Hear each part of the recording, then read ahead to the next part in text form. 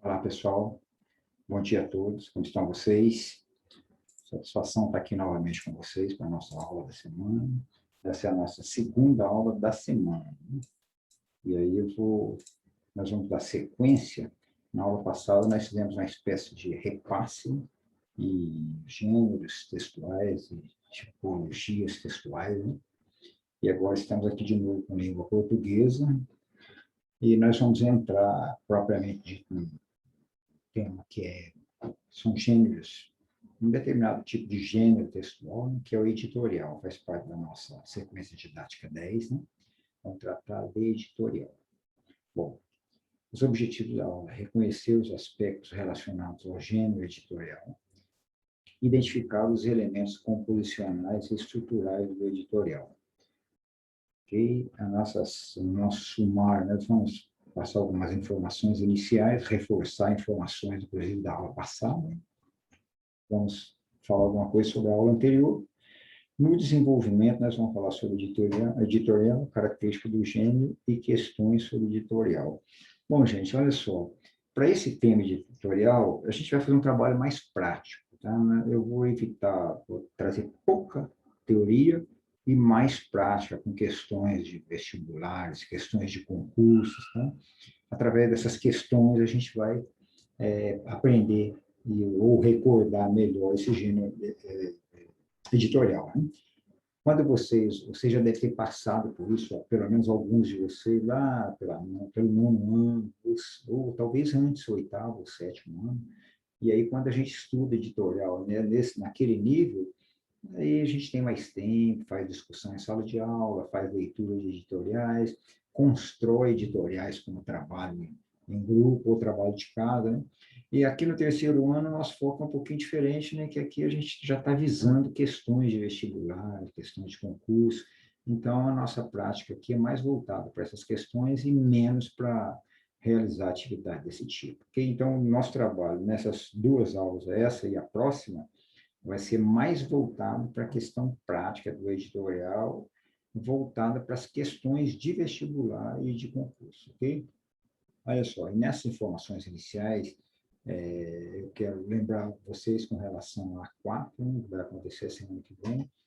A A4 não cai esse tema que nós estamos estudando agora, mas ele cai na A5. Então, eu peço que vocês assistam a aula e estejam ligados, porque na próxima prova, depois da A4, aí sim nós teremos esse tema editorial.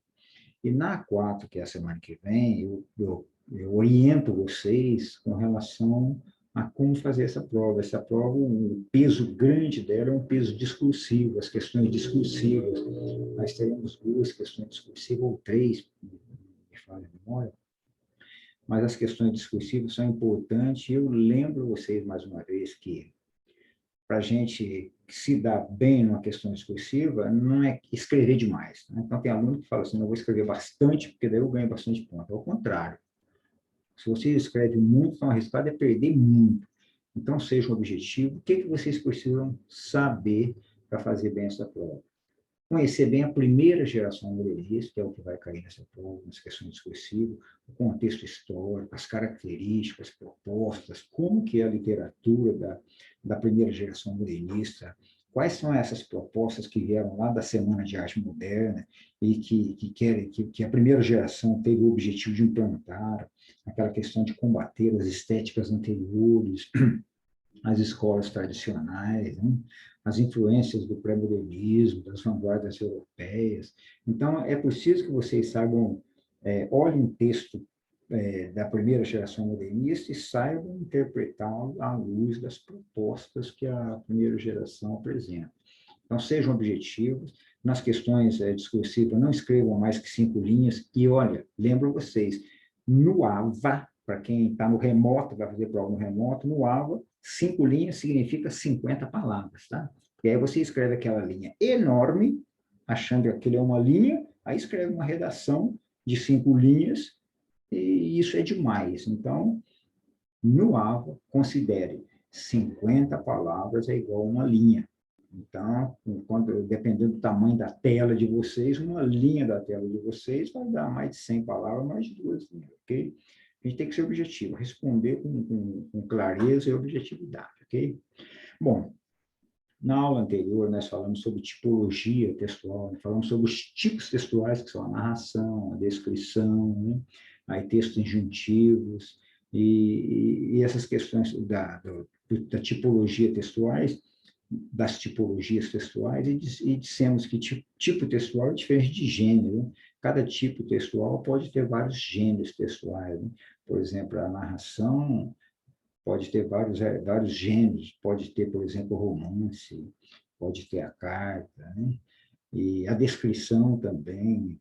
Uma narração pode conter descrição. Nós temos o texto argumentativo, dissertativo argumentativo, que é uma tipologia textual. Um exemplo de texto de tipo argumentativo é o gênero redação do Enem, por exemplo, né? Então, nós falamos isso. E agora, na aula de hoje, nós vamos entrar, então, em editorial.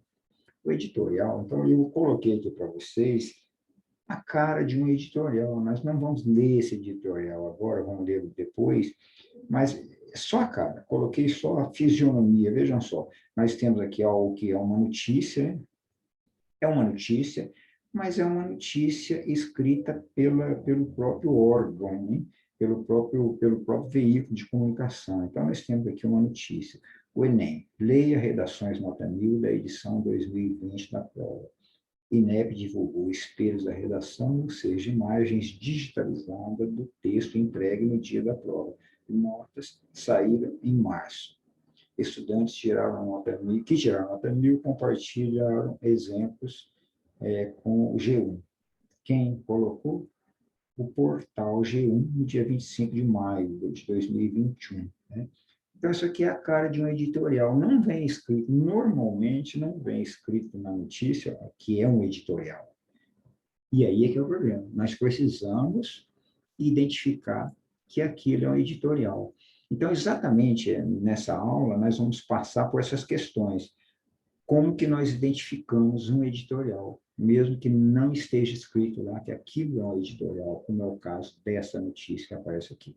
Então, assim aqui está só mostrado o rosto dela para vocês, e agora nós vamos entrar nesse tema editorial, ver o que é isso. É coisa fácil, é assunto fácil de assimilar, mas nós precisamos ter determinadas informações, nós vamos deter determinadas informações que nos permitam classificar, identificar um editorial. Ok? Vamos lá, então. Vamos começar a aula com a leitura de um editorial. Então, a parte prática. Vamos ler o editorial? Mesmo que nós não leamos ele inteiro, vamos ler um pedaço para a gente ver o que nós achamos. Então, vejam, por exemplo, essa capa de revista. Aqui nós temos a revista Veja, que é uma revista semanal, e aí nós temos aqui a fonte, onde ela foi acessada, né, em 30 de maio agora. Então, essa capa de Veja, observe o que nós temos nela, né? Dois símbolos que é de dinheiro, né, relacionados ao dólar, principalmente, um que sobe e outro que desce. Então, já dá para vocês terem uma ideia do que vai tratar, né? Que dinheiro é esse que sobe, que dinheiro é esse que desce? Altos e baixos, né? Então, nós vamos tirar um editorial dessa revista.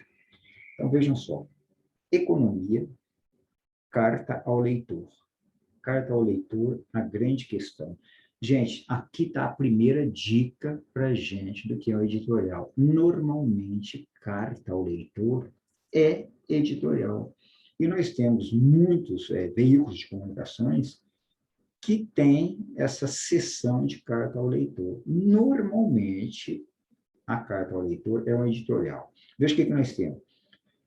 Carta ao leitor, a grande questão. Cenário econômico internacional e peso da eleição presidencial de 2022 devem influenciar de forma decisiva a cotação do dólar nos próximos 12 ou 18 meses.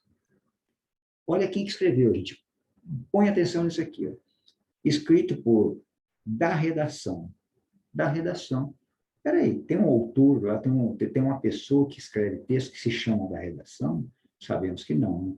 Da redação, atualizada em 27 de maio de 2021, publicada em 28 de maio de 2021. Então, vejam só, aqui nós temos duas pistas interessantes que nos ajudam a identificar o editorial. A primeira é uma carta ao leitor. A segunda, de quem? Quem que escreveu? A redação. A redação da revista ou do jornal é que escreve. Vamos ler um pedacinho desse editorial? Vejam só. Vamos lá. 2 episódios do século XX foram decisivos para que o mundo chegasse ao modelo que hoje regulamenta as finanças globais, o comércio e o sistema de pagamentos entre países. O primeiro foi o Acordo de Bretton Woods, firmado em 1944, entre 44 nações e que deu origem ao Banco Mundial, ao Fundo Monetário Internacional e estabeleceu o dólar como moeda de referência nas transações globais. O segundo episódio ocorreu 27 anos depois, quando o presidente dos Estados Unidos, à época Richard Nixon, aboliu o padrão ouro, que lastreava a moeda americana, e estabeleceu um modelo flutuante balizado pelo crescimento e pela solidez da economia dos Estados Unidos em relação aos demais. Foi um atalho para disseminar o uso da divisa do país pelo planeta, a ponto de ser adotada como moeda oficial ou paralela em nações de economia mais vulnerável. No Brasil, juntar reservas em dólar ou simplesmente acompanhar o câmbio são práticas extremamente familiares há décadas. Um hábito que se fortaleceu ainda mais a partir de 1994, quando o fim da hiperinflação e a chegada do real abriu perspectivas inéditas com a paridade de 1 para 1 entre as duas moedas. Eram tempos em que um novo mundo de consumo de produtos importados e viagens ao exterior tornou-se acessível à classe média e incluiu entre as aspirações nacionais o desejo de inserção plena e restrita no grupo das nações desenvolvidas. Vamos lá, está acabando. Veja o que nós temos agora, gente. Na reportagem que começa na página 42, veja, que é o nome da revista, analisa os fatores que podem influenciar a cotação do dólar nos próximos 18 meses e traz uma pesquisa com os principais analistas do setor no país sobre o comportamento futuro da moeda americana. Como motores de explosão ou retração, 2 aspectos terão um peso determinante nessa trajetória. Um é o cenário econômico internacional, e o outro nós omitimos aqui porque não há necessidade, só para diminuir o tamanho do editorial. Aí, finalizando, olha o parágrafo que finaliza o editorial. Evidentemente, só o tempo vai responder a essa grande questão, mas as reflexões sobre os possíveis cenários já são fascinantes e indispensáveis. Boa leitura. Percebe a carta da edição do leitor, publicada em vez de 2 de junho, que é hoje, né? Não, amanhã, não, é hoje mesmo, 2 de junho de 2021, edição 2740. Bom, gente, lemos o editorial. Vamos avançar um passo? Vejam só, após a leitura, a pergunta que fica: é possível identificar o fato que deu origem à produção do texto? É possível identificar o fato que deu origem à produção do texto? Fica a indagação. Outra indagação: o texto apenas relata ou apresenta opiniões? Outra indagação: é possível identificar as opiniões e os argumentos de defesa das mesmas? Então, se o texto apresenta opiniões, é possível identificá-las? Bom, e como se dá o fechamento do texto? Então, vejam, vamos avançar um pouquinho e vamos ver no slide seguinte, conforme essas cores. Em azul, é possível identificar o fato de origem. Em vermelho, o texto apresenta opiniões, é possível identificar suas opiniões. E em verde, como se dá o fechamento do texto? Vejamos, então. Lá no final da leitura, depois que é exposto um cenário econômico mundial e principalmente brasileiro, do meio para frente aparece o seguinte: na reportagem que começa na página 42, veja, analisa os fatores que podem influenciar a cotação do dólar nos próximos 8 meses. Então, no texto que precede esse trechinho, vocês percebem os fatos que deram origem à reportagem, ou melhor, ao editorial. Então, nós temos a questão da paridade do dólar, da cotação do dólar. São os fatos que dão motivo para a escrita editorial. Então, é possível verificar isso, sim. Então, está verificado aqui, né? A pergunta que nós fizemos é possível identificar o fato que deu origem? Sim, a cotação do dólar. Né? E a outra pergunta, o texto apenas relata ou apresenta opiniões? É possível identificar essas opiniões? Olha aqui em vermelho. Como motores de expressão ou retração, dois aspectos terão um peso determinante nessa trajetória. Um é o cenário econômico internacional. Então, aqui ele já está dando opinião, está dando opinião de quais são os aspectos que serão determinantes. Né? E a última pergunta, como se dá o fechamento? Preste atenção no fechamento. Evidentemente, só o tempo vai responder a essa grande questão. Traz uma outra opinião, mas as reflexões sobre os possíveis cenários já são fascinantes e indispensáveis. Boa leitura. Perceberam o fechamento? Em nenhum momento nós vimos o nome de alguém aqui, né? O texto é em terceira pessoa, é dirigido ao leitor. O que mais? Nós vimos no início lá que o texto é da edição, né? A equipe de edição da revista que traz o texto, e também nós vimos uma coisa importantíssima, gente. O editorial ele está trazendo um resumo, uma prévia de um tema importante que vai ser tratado na revista. Olha só, na reportagem que começa na página 42, então deve ser uma reportagem grande, e eles estão antecipando a importância dessa reportagem dentro do próprio veículo de comunicação, ok? Bom, visto isso, então, nós fizemos uma parte prática, que é ler um editorial. Lemos um editorial. Já sabemos o que é mais ou menos a cara dele. Por que ele tem essa cara? Vejam só.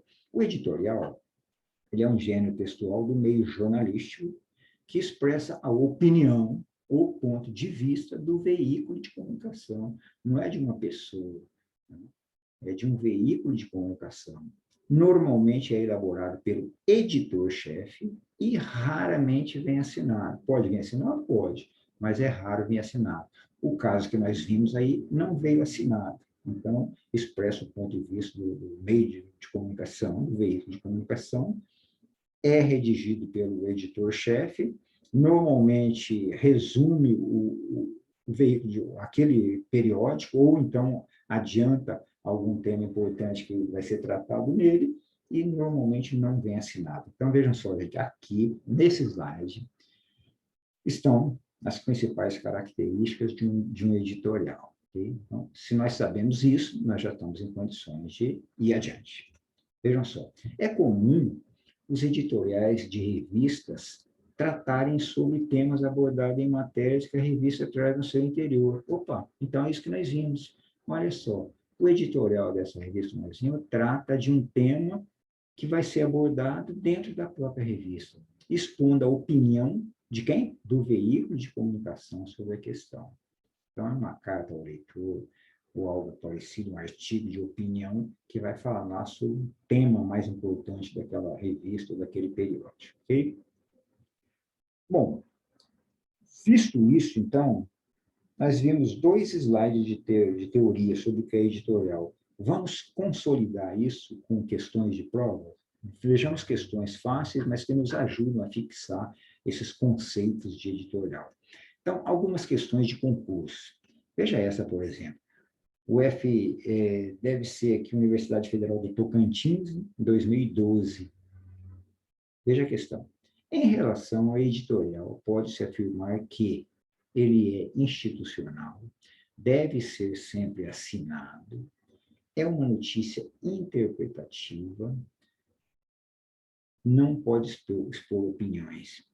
Eu chamo a atenção de vocês para o seguinte: para nós, mais importante que a resposta, o enunciado dessas questões que eu vou trazer, o enunciado nos ajuda a entender o editorial melhor, ok? Em relação ao editorial, pode-se afirmar que o que é falso ou verdadeiro? O que é verdadeiro? Quais as afirmações aqui são verdadeiras? Sobre o editorial, ele é institucional? Verdadeiro ou falso? Ele deve ser sempre assinado? Verdadeiro ou falso? É uma notícia interpretativa? Questão de interpretação? Não pode expor opiniões? Bom, não sabemos bem, né? Estamos aprendendo. Vamos chutar uma? Chutem aí vocês. Ou, de repente, vocês não precisam chutar porque sabem. Chutaram? marcaram com convicção? Então, vamos lá. A resposta é apenas a um está correta. Então, aqui nós já aprendemos um pouquinho mais sobre editorial, né? Sabemos que o editorial é institucional. O que significa isso? É a instituição que publica o editorial, não é uma pessoa, não é um jornalista, é a instituição, o veículo de comunicação. Lembra que nós vimos lá naquela primeira cara que eu mostrei para vocês, das redações do Enem, quem que assina lá? G1, é o portal, a instituição. Bom, ele deve ser sempre assinado? Não, isso não é verdadeiro. É uma notícia interpretativa? Não.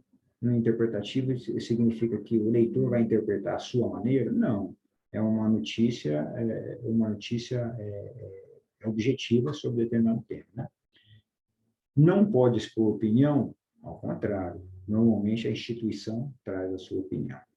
Ok, gente? Então, assim nós já temos um pouco mais de visão do que é um editorial. Vamos para uma próxima questão. Esse aqui é um concurso da Infraero 2011. Veja o que nós temos aqui. Isso aqui faz parte da questão. No dia 6 de julho de 2011, a Folha de São Paulo, página 2, publicou um texto não assinado fazendo considerações sobre a valorização do real. A abertura da matéria afirmava que já não causa mais tanta surpresa o longo processo de valorização do câmbio que levou a moeda nacional ao patamar de 1,55 por dólar, menor cotação desde o início do regime de livre flutuação cambial em janeiro de 1999. Ajustado pela inflação, o dado se mostra ainda mais contundente. Hoje, o real se encontra no ponto máximo de valorização diante do dólar, desde o Plano Real em meados de 1994. Aí está o texto da questão. Vamos ver o que a questão traz para nós? Por essas características, o texto é um que, lógico que vocês vão responder que é o editorial, né? Porque nós estamos tratando dele, né? Então nós não vamos nem perder muito tempo. É o editorial. Poderia ser um relato? Não. É um artigo? Não. É um texto legenda? Não. É uma fiatura? Não, não é. Por que é o editorial, gente? Aonde que nós descobrimos? Aonde que está a dica para nós do editorial? A Folha de São Paulo publicou um texto não assinado. Então, esse texto não assinado e mais o tipo de notícia que vem nos dão a característica de que é um editorial. Ok? Aprendemos um pouquinho mais sobre editorial? Aprendemos, né? Então, vamos adiante. Vejamos um concurso do Ministério Público Estadual de Pernambuco de 2012. O enunciado vai direto à questão. Vejam só, as características de um editorial estão presentes no seguinte trecho. Opa, então vamos procurar a característica de um editorial. Letra A. O projeto, 1,5 metro a distância que aproxima, quer mostrar para os motoristas, ciclistas e usuários de meios de transporte urbanos a maneira correta de se portar nas ruas, garantindo a segurança de todos. O nome se refere ao artigo 201 do Código de Trânsito Brasileiro, que diz que a distância segura entre o automóvel e o ciclista deve ser de, no mínimo, 1,5 metros, escrito por Tânia Passo. Okay? Vamos ver a opção B. No fecho de matéria sobre o envolvimento do senador XXX com o bicheiro YY, publicado na quarta-feira, dia 4/4, perguntávamos a respeito das atividades do chefe da jogatina em Goiás. Até onde terá chegado esse indivíduo agindo com desenvoltura impunemente há anos graças às suas privilegiadas relações políticas? Matéria não assinada. Letra C. O governo continua atirando furiosamente nos alvos errados. Toma medidas conjunturais para resolver problemas estruturais como o da indústria e aposta como entusiasmo em parcerias duvidosas, como a dos BRICS. Muito mais uma sigla ainda hoje do que um grupo de países com amplos interesses comuns, assinado por Rolf Kuntz. Vamos ver a letra D? O inverno, como aqui chamamos o tempo das chuvas, sempre fez parte da cultura do Maranhão, como uma época em que muda o ânimo das pessoas, dos bichos da terra. As primeiras chuvas trazem nos pingos d'água um gosto de alegria. Reclamam-se dos transtornos que elas causam, mas são recebidos com satisfação. Quem escreveu isso foi José Sarney. E a letra E, o convívio intenso e longo com o poder tem um poderoso efeito narcotizante. Transforma seres mortais, pessoas simples e humildes, gente com histórias igual de seus semelhantes, em pequenos deuses, de um Olimpo cada vez mais povoado. Quem escreveu isso foi Gaudêncio Torquato. Bom, voltando lá para o início da questão, as características de um editorial estão presentes no seguinte trecho. Seria em qual, gente? Veja só, é a letra A. Lembra da letra A? É a letra B? Ou a letra C? Ou a letra D? Ou a letra E? Eu acredito que vocês já mataram, né? Vocês já mataram a resposta, porque ela está bem tranquila, né? Por que vocês marcaram? A letra B, né? E por que a letra B? Somente por causa disso aqui, né? Matéria não assinada, que está escrito, está identificado aí, né? Então, a matéria não assinada, o editorial é que traz matéria não assinada. Então, veja só, nós estamos reforçando essa característica do editorial, ok? Então, com essas questões, a gente vai aprendendo um pouquinho, ok, gente? Bom, pessoal, veja só, essa aula já foi curta, daqui a pouco a gente tem outra. Os slides dessa aula vai estar no aula, mas nós vamos dar continuação daqui a pouco, a gente continua com essa aula, e assim a gente vai batendo esse tema editorial. Na próxima aula, nós vamos também trazer outras questões de vestibular e de concursos, vamos ler também mais editoriais, para a gente ficar com esse tema, assim, digamos assim, bem afiado, tanto para a nossa 5, como para as provas que nós teremos adiante, ok? Bom, gente, então até daqui a pouco. Daqui a pouco a gente se vê de novo com esse mesmo tema, ok? Dando uma sequência. Gente, muito obrigado por enquanto.